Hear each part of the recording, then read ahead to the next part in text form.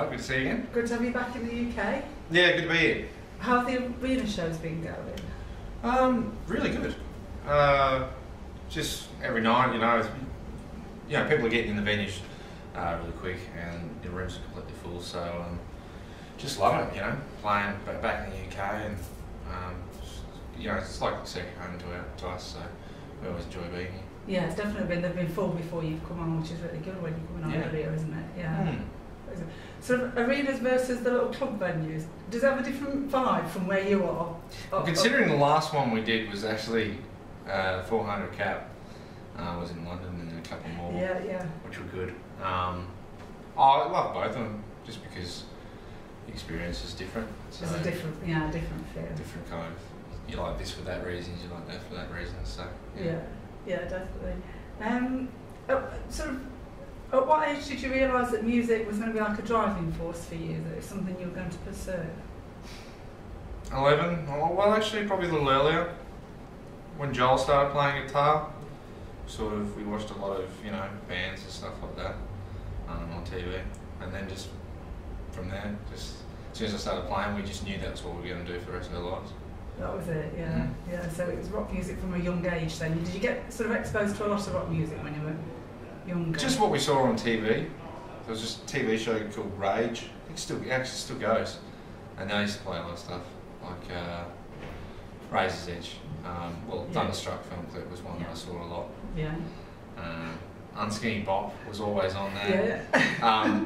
Which, the stage setting in that video is awesome. So. Yeah, it is, yeah. What was the first record you bought? I think it was Screaming for Vengeance, Judas Priest. The yellow one. And then I bought a bunch of Iron Maiden ones as well, Metallica, and because Joel had all the AC/DC, so I didn't need to buy. I didn't have to buy any AC/DC because I just got upstairs. So that was all covered. Still the same. I was kind of getting the other ones, so it was good. Different. Was it always drums for you from the start? When you said Joel got his guitar, was it always drums? It was, because it was the best way for Joel and I to start making songs at a young age, and sort of start hearing what they were going to be with the drums and the guitar. So it just made sense. He was playing for 4 years before I didn't. He just had no one to play with. So then we just figured we'd get a drum kit, and from there that's what we did. That was it. You're all right. That was it. Was there ever like a plan B in your mind, or was it always music? Did you always know that's what you were going to do? Yeah, it was always been music. Always. We worked at a pub for a bit and stuff like that, but yeah. Yeah, you do, yeah. Just to make money. As well as, yeah. Yeah, but yeah. How do you warm up before a show? Do you have a practice kit with you? Do you do any I don't. exercise or anything? I'd like to, but I pretty much just... I've got a thing called a gyro ball, which tennis players use. Oh, yeah. And you sort of just go like that, and it warms your whole arms up. So just swap that around. I could walk around a venue with it, go to catering or do whatever, and I'm warming up still. So other than that, tape up the fingers because they get pretty ripped apart. That's about it. That's it. What do you have playing on the tour bus stereo at the minute? Is there anything in particular? Well, some ideas. Just got a studio set up in the back lounge.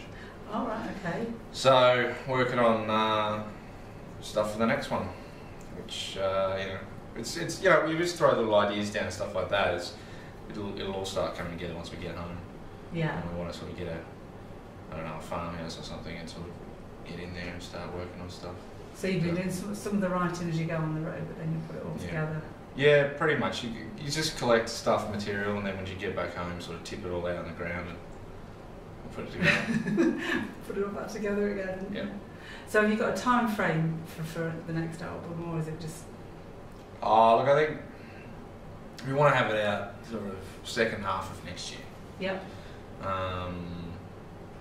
But, still a lot of things, so we've still got to get it all together and be confident about it. So it's one of those things, if we're not happy, we're not going to release it.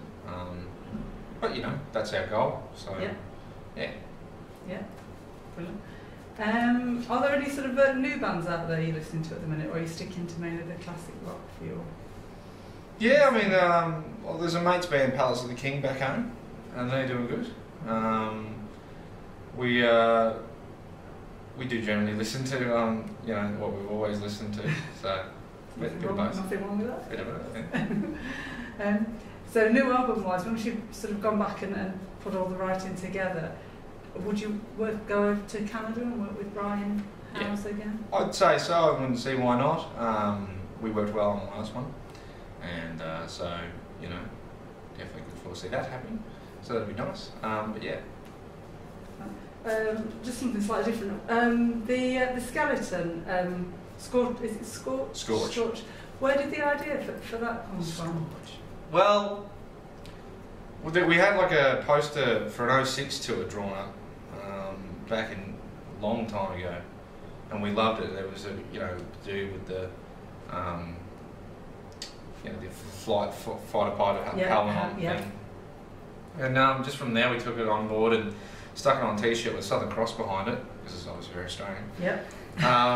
And yeah, just from there we just always had it, and you know, we love it, and it's just something that we'll probably grow with the band as well. Yeah, just sort of move on. Yeah, we don't want to push it, we just let it grow itself, so.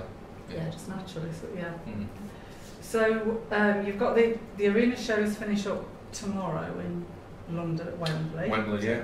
And then over to Europe for a few headline shows. Yeah, we got a few in Germany and Austria, and yeah, quite a few over there. Look forward to that. That's going to be fun. And then is it New Zealand? New Zealand. To New Zealand. Then we're at New Zealand, which will be fun too. We fly out Boxing Day, and then we're back, you know, in 2015. So I was going to ask if you have any plans for Christmas and New Year, but that's New Zealand. Touring, as usual. Touring straight back out on the road. Yeah.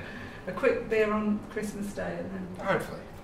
Because don't you normally ever watch the cricket on Boxing Day? We do. So will you have time to catch the cricket? Or? Well, unfortunately, I think I'll be flying on Boxing Day, which is the day the cricket's on. So I think I fly early though.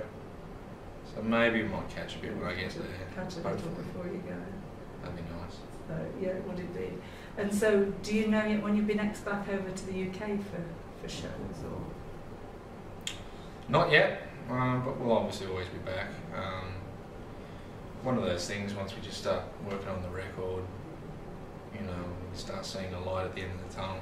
Yeah. How that's going to work, we'll know when that's roughly going to be. Plan a timescale after that. Yeah. Mm. Yeah.